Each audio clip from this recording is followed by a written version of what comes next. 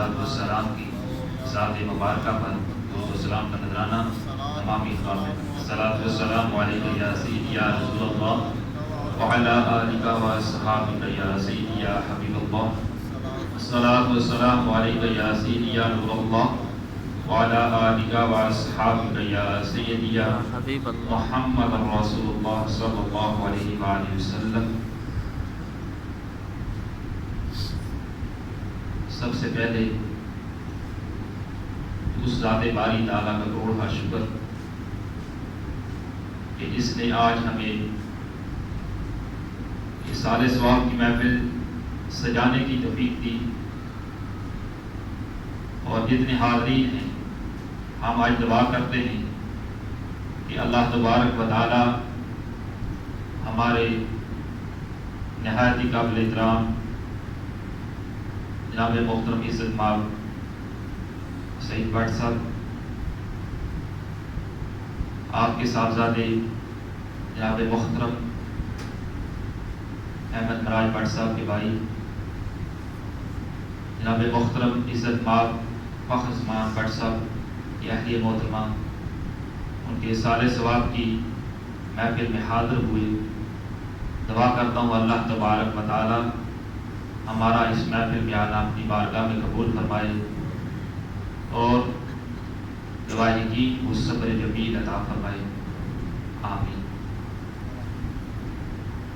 جو قرآن مجید کی چھوٹی سی آیت کریمہ تلاوت کی سورہ بنی اسرائیل کی، اس میں رب ذوالجلال ارشاد فرما رہا ہے وَبِالْوَالِدَيْنِ إِحْسَانًا، کہ اپنے والدین کے ساتھ احسان کرو، حسن سلوک کے ساتھ پیش آؤ۔ اور کسی نے بھی کیا خوب کہا تھا کہ لکھاں ساگ نے بندے دے وچ دنیا، لکھاں ساگ نے بندے دے وچ دنیا، پر نہیں کوئی ساگ ماواں دے ساگ ورگا، پتر پاویں زمانے دا ولی ہوئے، نہیں او ماں دی پیراں دی ہاک ورگا۔ یہی وجہ تھی نزہۃ المجالس کتاب میں یہ واقعہ درج ہے۔ حضرت موسیٰ علیہ السلام نے ملک شام جانے کا ارادہ فرمایا، اللہ کے حکم کے مطابق موسیٰ علیہ السلام ملک شام جا رہے ہیں۔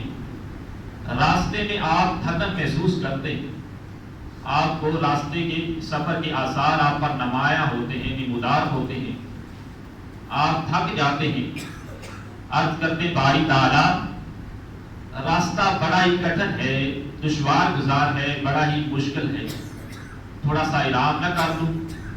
تو اللہ تعالیٰ نے فرمایا اے کلیم آپ تھوڑا سا آرام فرما لیجئے، اور اس کے بعد جو ہے اپنی منزل ملک شام کی طرف سفر کیجیے۔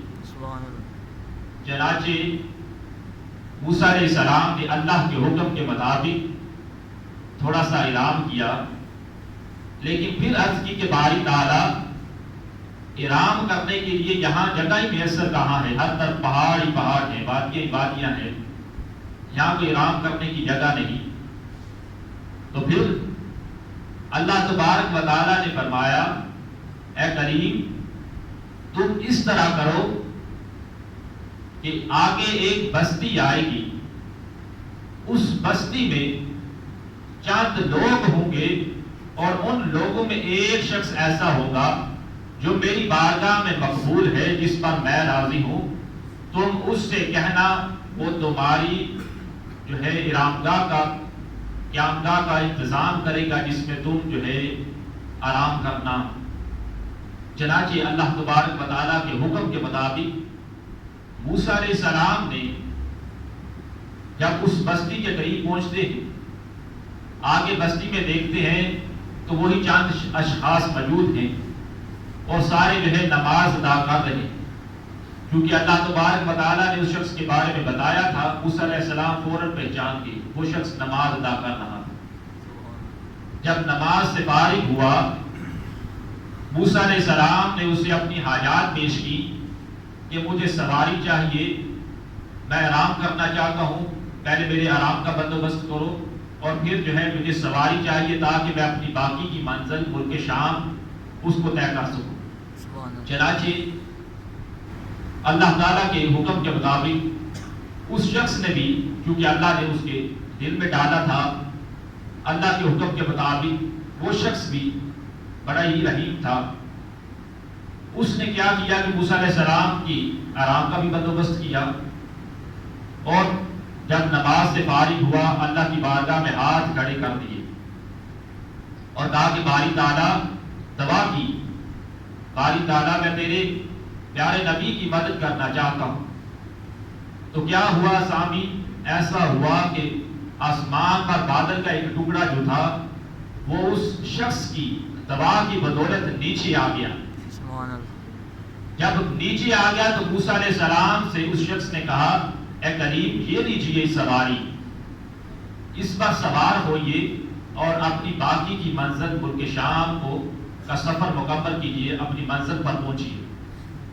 چنانچہ موسیٰ علیہ السلام اس بادل کے ٹکڑے پر بیٹھ کر جب ملک شام پہنچ جاتے ہیں تو پھر عرض کرتے ہیں کہ باری تعالیٰ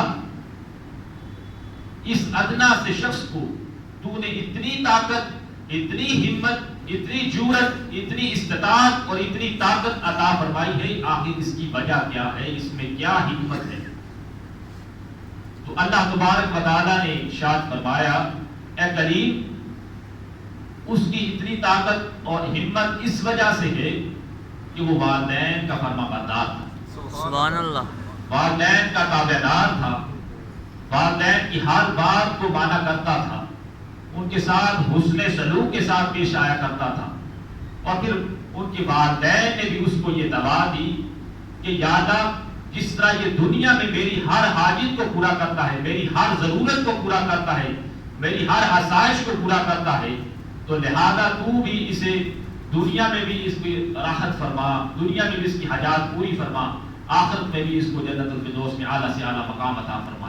اب جب یہ کوئی حاجت میری بارگاہ میں پیش کرتا ہے، ہاتھ اٹھاتا ہے تو بادل کا ٹکڑا نیچے آ جاتا ہے، یہ اس ماں کی، والدین کی دعاؤں کی بدولت کا صدقہ ہے۔ تو بادل کا ٹکڑا بھی اور نبی کے لیے جو ہے وہ سواری بن کر وہ بادل کا ٹکڑا ایک آدمی کے اشارے سے نیچے آ جاتا ہے، یہ والدین کی دعاؤں کی بدولت ہے۔ اگر ہم نے والدین کا مقام دیکھنا ہو، آقا علیہ الصلوۃ والسلام کی حدیث پاک مقام حجرانہ کے مقام پر آقا علیہ الصلوۃ والسلام گوشت تقسیم فرما رہے ہیں۔ جب گوشت تقسیم فرما رہے ہیں، پردہ خاتون آتی ہیں، تشریف لاتی ہیں، حضور کھڑے ہو جاتے ہیں اور اپنی چادر مبارک نیچے بچھا دیتے ہیں، کمبلی کو بچھا دیتے ہیں۔ صحابہ اکرام ایک دوسرے کی جانب دیکھتے ہیں کہ یہ کون شخصیت حاضر ہوئی ہے، یہ کون انٹر ہوئی ہے، داخل ہوئی ہے، یہ ان کا مقام کیا ہے کہ حضور اپنی نشست سے خود کھڑے ہو گئے اور کمبلی کو بھی بچھا دیا ہے۔ تو حضرت ابو طفیل رضی اللہ تعالیٰ عنہ فرماتے ہیں، جب صحابہ نے پوچھا نا کہ ابو طفیل رضی اللہ تعالیٰ عنہ یہ کون شخصیت ہے، فرمایا یہ حضور کی رضائی والدہ حلیمہ سعدیہ رضی اللہ تعالیٰ عنہ۔ سبحان اللہ۔ اسی طرح ہمیں یہ انعام، یہ ایوارڈ دیا جاتا ہے، جو بندہ والدین کی خدمت کرتا ہے دنیا میں بھی اس کو انعام مل جاتا ہے۔ اب دنیا میں انعام یہ ہے، حضور نے ہمارے لیے آسانی پیدا فرما دی۔ مشکوٰۃ شریف کی حدیث پاک آقا علیہ الصلوۃ والسلام نے فرمایا کہ جو بندہ خوشی اور خوش ہو کر اور محبت بھرے اور پیار بھرے چہرے سے اپنے ماں باپ کی جانب خوشی بھری نگاہوں سے دیکھتا ہے تو ہر نگاہ کے بدلے اسے حج مقبول کا ثواب ادا کیا جاتا ہے، حج مقبول کا ثواب ادا کیا جاتا ہے۔ یہ ان لوگوں کے لیے ایوارڈ ہے، انعام ہے جو والدین کی خدمت کرتے ہیں، جو والدین کے نقش قدم پر چلتے ہیں۔ صحابہ اکرام نے عرض کیا کہ یا رسول اللہ صلی اللہ علیہ وآلہ وسلم، کیا اگر ہم ایک سے کئی مرتبہ دیکھیں تو کیا ہمیں اتنا ہی ثواب ملے گا؟ تو آقا علیہ الصلوۃ والسلام نے فرمایا اللہ تعالیٰ بڑا کریم ہے، وہ بڑا رحیم ہے، وہ بڑا غفار ہے، اس کی رحمانیت بہت اعلیٰ ہے، اس کی رحمت کہ کوئی اندازہ ہی نہیں۔ ہاں تمہیں ہر نظر کے بدلے اللہ تبارک و تعالیٰ حج مقبول کا ثواب عطا کرے۔ اگر تم 1000 مرتبہ خوشی بھری نگاہوں سے دیکھو گے 1000 مرتبہ تمہیں حج مقبول کا ثواب عطا فرمائے گا۔ اور پھر سامعین، ہمارے والدین ہمارے لیے جنت کے بھی حقدار ہیں، دوزخ کے بھی حقدار ہیں۔ اب یہ آپ سوچیں گے کہ کیسے؟ حدیث پاک کی بات ہے، یہ میری کوئی اپنی بات نہیں، ابن ماجہ شریف، مشکاہ شریف میں حدیث پاک موجود ہے۔ حضور ایک صحابی عن ابی امامہ ان رجلا قال یا رسول اللہ صلی اللہ علیہ وآلہ وسلم ما حق الوالدین علی ولدہما قال ہما جنتک و نارک۔ یہ حضرت ابو امامہ رضی اللہ تعالیٰ عنہ فرماتے ہیں آقا علیہ الصلوۃ والسلام کی خدمت میں ایک شخص حاضر ہوا، عرض کی کہ یا رسول اللہ صلی اللہ علیہ وآلہ وسلم، اولاد کا والدین پر کیا حق ہے؟ اولاد کا والدین پر کیا حق ہے؟ فرمایا دونوں تمہارے لیے جنت کے حقدار ہیں۔ جنت کے حقدار کس طرح؟ اگر تم نے ان کی خدمت کر لی، ان کی باتوں کو اپنا لیا، ان کی باتوں پر عمل کر لیا، ان کے نقشے قدم پر چل گئے، ان کی خدمت کر لی، تو پھر جو ہے ان کے ساتھ حسن سلوک کے ساتھ پیش آئے تو تمہارے لیے جنت کے حقدار ہیں۔ اور فرمایا اب دونوں تمہارے لیے دوزخ کے بھی حقدار ہیں۔ اب دوزخ کے حقدار کس طرح ہوئے؟ اگر تم نے ان کی گستاخی کی، اگر تم ان کے بڑھاپے میں اونچا بولے، ان کے نقش قدم پر نہ چلے، ان کی باتوں پر عمل نہ کیا، ان کے ساتھ حسن سلوک سے ساتھ پیش نہ آئے، ان کی خدمت نہ کی، تو پھر تمہارے لیے دوزخ کے حقدار بھی ہیں۔ حضرت بایزید بستامی رحمۃ اللہ تعالی علیہ پوچھا کہ آپ ولایت کے درجے پر، بڑے اللہ کے ولی، پوچھا گیا ان سے کہ آپ ولایت کے درجے پر کس طرح پہنچے؟ کہا کہ میں نے ماں کی ساری عمر خدمت کی، اس خدمت کا مجھے یہ صلہ ملا کہ میں ولایت کے درجے پر پہنچ گیا۔ آپ فرماتے ہیں کہ میں جو ہے، میری والدہ نے مجھے کہا کہ اے بایزید کوئی بنتا ہے تو یزید جو ہے وہ تو لعنتی تھا، اس پر ہمیشہ لعنت رہے گی، لیکن بایزید جو ہے اس پر ہمیشہ رحمت رہے گی، کیونکہ انہوں نے ماں کی خدمت کی، ماں کی تابعداری کی۔ آپ فرماتے ہیں کہ میری والدہ نے مجھے کہا کہ میں پانی لے آؤں، مجھے پیاس لگی ہوئی ہے، میں پانی پینا چاہتی ہوں۔ تو پھر آپ کی والدہ نے جب یہ کہا کہ مجھے پیاس لگی ہے، پانی پینا چاہتی ہوں، فرماتے ہیں کہ میں نے دیکھا، پانی کے گڑھے کو دیکھا تو پانی جو تھا بالکل ختم ہو گیا تھا، رات کا گپ اندھیرا تھا، ہر طرف سناٹا چھایا ہوا تھا۔ گپ اندھیرے میں نے ہاتھ میں پیالہ لیا اور کنویں کی جانب نکل پڑا۔ جب میں نکل پڑا تو میں چلتا چلتا چلتا میں جو ہے کنویں کی جانب پہنچ گیا، اور وہاں سے پیالہ بھرا اور بھر کر اپنی والدہ کی جانب آیا تو دیکھا کہ آپ آرام فرما رہی ہیں، سو گئی ہیں۔ وہ کہتے ہیں کہ میں کھڑا رہا، یہ ہے والدین کی خدمت، کہتے ہیں کہ میں کھڑا رہا اس وقت تک جب تک میری والدہ آرام سے جب جاگی نہ، جب ان نے آنکھ نہ کھولی، میں ان کے سرہانے جو ہے کھڑا رہا۔ جب ان نیند سے بیدار ہوئی تو پھر میں نے جو ہے ان کو وہ پانی کا پیالہ پیش فرمایا، تو پانی کا پیالہ جب انہوں نے نوش فرمایا تو انہوں نے میرے حق میں دعا کی، کیونکہ پانی اس وقت اتنا یک ٹھنڈا تھا۔ حضرت بایزید فرماتے ہیں پانی یک ٹھنڈا تھا، میرے ہاتھوں میں درد میں محسوس کر رہا تھا، میں اپنے ہاتھوں کے اس طرح مار رہا تھا۔ تو میری والدہ نے مجھے دیکھا اور پوچھا بایزید کیا ہوا؟ کہا کہ امی جان پانی بڑا ٹھنڈا تھا، اور فرمایا کہ مجھے جگا لیتے، میرے فرمایا اس لیے نہیں جگایا کہ آپ کی نیند میں خلل نہ آئے۔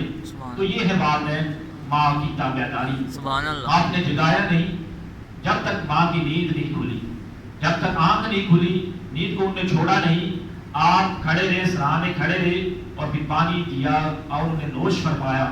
نوش فرمانے کے بعد اللہ کے حضور دعا کی کہ باری تعالیٰ جس طرح میرے بیٹے بایزید نے آج میری دعا، میری جو ہے میری آزائش کو، میری یہ دعا قبول اس کے حق میں کر لے، جس طرح اس نے میرے حق میں جا کر اتنی دور سے میرے لیے مجھے پیاس لگی، پانی لایا، اور پانی بھی اتنا یک ٹھنڈا تھا، اس کے ہاتھوں کو فوراً پہلے ٹھیک کر دے۔ فرماتے ہیں کہ فوراً جب ابھی ہاتھ میری والدہ نے نیچے نہیں کیے تو میری ہاتھوں کی درد جاتی رہی. اور پھر درد جانے کے بعد انہوں نے کہا کہ باری تعالیٰ یہ بھی دعا ہوں تو اس کو مستقبل میں اللہ کا ولی بنانا، اپنا برگزیدہ بندہ بنانا. اور کسی نے پوچھا تھا کہ بایزید آپ کس طرح جو ہے ولایت کے اعلیٰ مقام پر، ولایت کے اعلیٰ درجے پر، ولایت کے اعلیٰ رتبے پر پہنچے؟ تو فرمایا میں اپنی والدہ کی دعاؤں کی بدولت جو ہے ولایت کے اعلیٰ مقام پر، اعلیٰ رتبے پر، اعلیٰ درجے پر پہنچا. تو یہ ماں کی خدمت کی بدولت جو ہے حضرت بایزید ولایت کے اعلیٰ درجے پر پہنچ گئے. اور اسی طرح بڑی مشہور حدیث آقا علیہ الصلوۃ والسلام حضرت ابو ہریرہ رضی اللہ عنہ روایت کرتے ہیں کہ ایک شخص آیا، عرض کرنے لگا کہ یا رسول اللہ صلی اللہ علیہ وآلہ وسلم میرے حسن سلوک کے سب سے زیادہ حقدار کون اشخاص ہیں؟ فرمایا امک، تیری ماں. پھر پوچھا کہ یا رسول اللہ حسن سلوک کے حقدار کون شخص ہے؟ فرمایا امک، تیری ماں. پھر پوچھا کہ یا رسول اللہ صلی اللہ علیہ وآلہ وسلم میرے حسن سلوک کے کون سا حقدار ہے؟ فرمایا تیری ماں امک. اور پھر چوتھی مرتبہ فرمایا وابوک، اور تیرا باپ. اب میری اس جو ہے حدیث پاک کو سننے کے بعد آپ یہ تاثر نہ لے لیجئے گا، آپ اپنے ذہنوں میں یہ گمان نہ کر لیجئے گا کہ ماں کا رتبہ 3 مرتبہ ہے اور والد کا رتبہ 1 مرتبہ ہے. والد کا مقام اپنی جگہ پر ہے، کیونکہ ترمذی شریف میں آتا ہے کہ والد کی ناراضگی خدا کی ناراضگی ہے. ماں کا مقام اپنی جگہ، اور وہ تو ماں سے 70 ماؤں سے زیادہ پیار کرنے والا اللہ تبارک و تعالیٰ ہے، انسانی شارک سے بھی زیادہ قریب ہے. تو ہم کو اپنے آپ کو بدلنا ہوگا، ہمیں اپنا مقام پہچاننا ہوگا، اپنے والدین کی خدمت کرنی ہوگی. کیونکہ اگر ہم ماں باپ کی خدمت کریں گے تو وہ رب بڑا قریب ہے، غفور و رحیم ہے. وہ کہتا ہے کہ میں تمہاری شارک سے بھی زیادہ قریب ہوں. یعنی شارک یہ ہوتی ہے، اگر یہ کاٹ دی جائے تو بندہ جو ہے، اگر آپ کسی جانور کو دیکھا ہوگا، اگر شارک کو کاٹ دیا جائے تو پھر جو ہے بندہ پھر بھی تڑپتا رہتا ہے، خون اس کا جاری رہتا ہے، تو اس کی فوراً موت نہیں ہوتی. النبی اولیٰ بالمؤمنین من انفسہم، لیکن حضور کے بارے میں فرمایا حضور مومن کی جانوں سے بھی زیادہ قریب ہے. اپنے بارے میں رب تعالیٰ نے فرمایا کہ میں انسانی شارک سے زیادہ قریب ہوں. آپ اس کو سمجھیے کہ شارک جب کاٹتے ہیں بندہ تڑپتا ہے، اور تڑپنے کے بعد خون بہتا ہے، خون بہنے کے بعد بھی جو ہے اس کی جان میں تھوڑی سی سانسیں باقی ہوتی.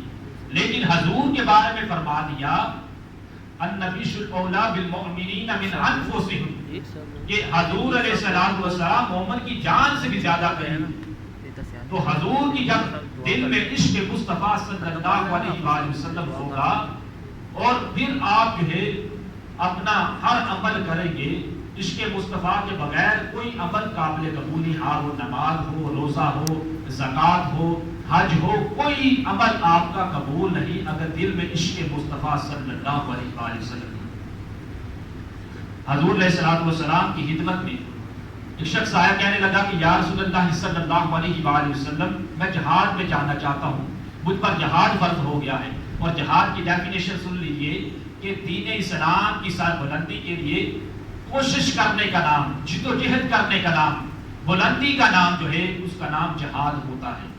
تو جہاد پر جانے کی کوشش کی تو فرمایا تمہارے والدین زندہ ہیں؟ عرض کی کہ یا رسول اللہ صلی اللہ علیہ وآلہ وسلم میرے والدین زندہ ہیں. فرمایا اگر زندہ ہیں تو جاؤ ان کی خدمت میں لگ جاؤ، یہی تمہارا جہاد ہے. اور حضور غوث اعظم رضی اللہ تعالیٰ عنہ سے پوچھا گیا کہ آپ غوثیت کے مقام پر کب پہنچے؟ آپ غوثیت کے مقام پر کب آپ نے فیض حاصل کیا؟ کب آپ جو ہے اعلیٰ مقام غوثیت پر پہنچے؟ فرمایا جب سے میں نے ماں کی خدمت کی اور ماں کے اس حق کو، ماں کی اس بات کو میں نے مانا کہ انہوں نے کہا تھا کہ سچ بولنا. 40 دینار میری قمیض میں سلے ہوئے تھے، میں نے ڈاکو نے مجھے لوٹا، میں نے کہہ دیا کہ 40 دینار ہے. انہوں نے جب دیکھا تو میں اختصار کے ساتھ کر رہا ہوں، انہیں جب دیکھا تو واقعی 40 دینار تھے، وہ ہکے بکے رہ گئے. کہ ایک چھوٹا سا بچہ ہے اور بالکل سچ بول رہا ہے. تو ڈاکٹر کے سردار کے پاس جب لے گئے تو ڈاکٹر کے سردار نے کہا کہ آپ کو ڈر نہیں لگا, آپ کو خوف نہیں آیا, آپ دہشت زدہ نہیں ہوئے کہ آپ جو ہے آپ نے فوراً بتلا دیا کہ میرے پاس 40 دینار ہے. تو جب 40 دینار کہا کہ میری والدہ نے کہا تھا کہ بیٹا ہمیشہ بولنا تو سچ بولنا, آپ بھی اپنے اوپر یہ فرض کر دیجئے, آپ کو اس محفل کا یہ درس آج دے کر جا رہا ہوں, ہمیشہ سچ بولے, اللہ تبارک و تعالیٰ آپ کی راہیں کھول دے گا, آپ کی مشکلات کو آسان فرما دے گا, آپ کی ہر منازل کو آسان فرما دے گا. جب 40 دینار ملے تو بادشاہ نے کہا, اس ڈاکو کے سردار نے کہا کہ میں کیسا نکما ہوں کہ میں ساری عمر جو ہے اس باری تعالیٰ کا حکم توڑتا آیا ہوں, حکم عدولی کرتا آیا ہوں, اور یہ ایک چھوٹا سا بچہ ہے, اس نے اپنی ماں کا جو ہے حکم نہیں ٹالا, کبھی حکم عدولی نہیں کی, تو میں تو بڑا ہی گناہگار ہوں. فوراً ڈاکو کا سردار جو ہے تائب ہوا, مریدین بنے, اور پھر توبہ کی کہ میں ہمیشہ سچ بولوں گا. تو آپ ہمیشہ سچ بولیں, اور محفل کوئی بھی ہو, میں جہاں بھی جاتا ہوں ایک عرض کرتا ہوں کہ محفل کوئی بھی ہو, ہاں وہ یہ رسالہ ثواب کی محفل ہو, کوئی بھی محفل ہو, آپ کا اور ہمارا اور میرا اور آپ سب کا یہی ایمان عقیدہ ہونا چاہیے کہ اس میں آقا علیہ الصلوۃ والسلام کا ذکر خیر ہو, کیونکہ جس محفل میں حضور کا ذکر خیر نہیں ہوتا وہ محفل ہی نہیں ہوتی. منشا یہی ہے سلسلہ کیل و کال کا, ہوتا رہے یا رسول اللہ ذکر تیرے حسن و جمال کا. تو یا رسول اللہ صلی اللہ علیہ وآلہ وسلم کا حسن جمال کا ذکر جس محفل میں کیا جائے وہ محفل مکمل ہوتی ہے. اور ہمارا اس محفل میں آنے کا مقصد یہ ہوتا ہے کہ میاں صاحب نے کہا, وہ شعر مجھے یاد آ رہا ہے کہ رحمت دا دریا الہی ہر دم بغدہ تیرا, چے قطرہ بخش منو کم بن جاتا میرا. اسی رحمت کے ادنا سے قطرے کو تلاش کرنے کے لیے ہم یہاں حاضر ہوئے. اللہ کی بارگاہ میں دعا کرتا ہوں اللہ تبارک و تعالیٰ ہمارا یہاں اپنی بارگاہ میں قبول فرمائے, اور ہمارے محترم بھائی فخر زمان بٹ صاحب کی اہلیہ کے درجات کو بلند فرمائے. آمین. وما علینا الا البلاغ.